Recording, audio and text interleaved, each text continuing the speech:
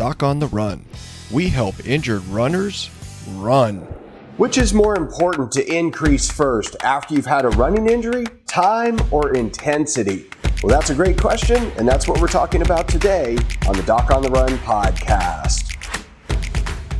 Now, when you get injured and you return to running, your number one goal is to get as strong as possible, as fast as possible, without stressing the injured tissue enough to cause a re-injury.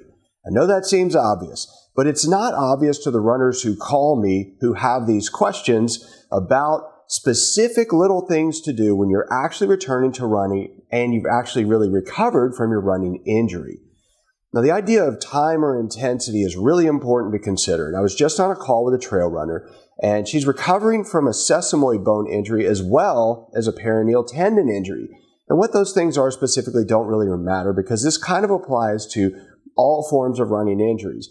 And what she did was she started to do some activities outside, and she was working toward running on long technical trail runs in the mountains. And she's doing a lot of different forms of activity to supplement her running fitness. She's doing lots of rehab at home. She's doing lots of specific exercises on strength and balance. But she asked me in respect to running. She's running on a flat trail. She's not running on technical trails, but she asked me whether or not she should be adding a lot more time or a lot more intensity to rebuild her running fitness. And my response was really simple. You're always better off and much safer adding time on your feet and exercises that will support your running fitness with very low stress applied to that injured tissue. The way you think about this is that when you return to running, if you think about running, for example, on a treadmill or device that actually lowers the force of gravity, you have three variables at play. You have the amount of time that you're running, you have the speed at which you're running, and you have gravity. They get worse in that order. So every single new exercise, every new distance, every new thing that you do and that you add to your exercise routine when you're returning to full activity and running after an injury, every one of those new increases in stress is nothing more than one single experiment at a time.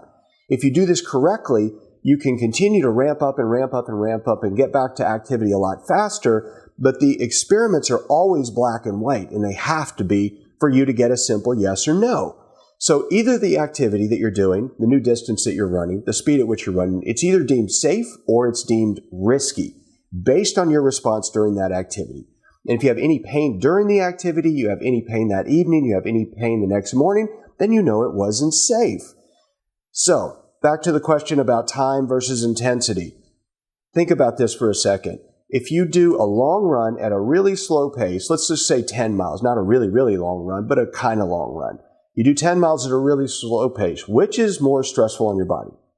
Running 10 miles at a really slow pace or running a 10K at race pace? I think most people would agree that running a lot faster at a much higher intensity is much more stressful. That's why you don't go do 50-mile repeats when you're doing a preparation for a 50-mile trail race. That would destroy your body.